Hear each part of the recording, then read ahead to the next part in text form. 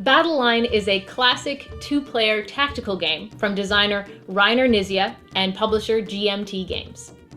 In Battle Line, players command ancient armies and build competing formations in order to defeat their opponent. It's a strictly two-player game that plays out in as little as half an hour. Players start Battle Line by laying out a line of 9 flags across the table.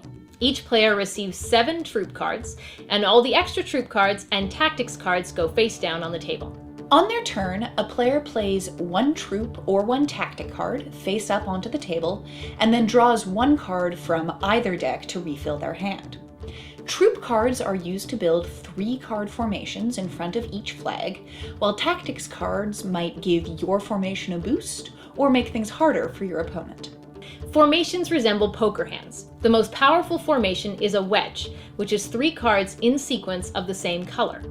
Next most powerful is a phalanx, which is 3 cards of the same value. Then there's a battalion order, which is 3 cards of the same color. The weakest formation is a skirmish line, which is 3 cards with consecutive values. And any other formation of 3 cards is a host.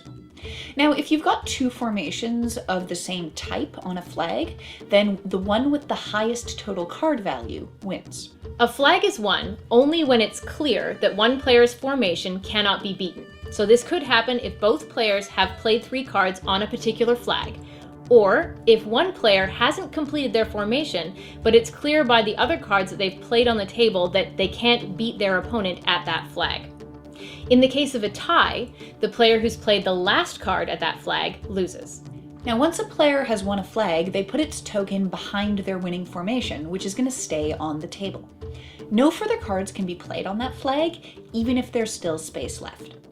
A player wins the game if they get 3 adjacent flags, which is called a breakthrough, or 5 flags in total, which is an envelopment. Tactics cards come in several types. Morale cards are like wild cards, which can be played in place of another card on a formation. Environment tactics change the environment around a particular flag, so they can make larger formations necessary, or they can cancel out a formation entirely. Guile tactics let you draw or move cards, and they might even let you steal from an opponent's formation. Now, you can draw as many tactics cards as you want into your hand, but you can only play 1 more tactic card than what your opponent has laid out on the table. If a player can't play any troop cards, either because they've run out or because there's no space in any formations left on the table, they can either play a tactic card or they can pass. If they pass, the other player can continue playing turns until the game is decided. Now, the game is won as soon as one player collects enough flags to win.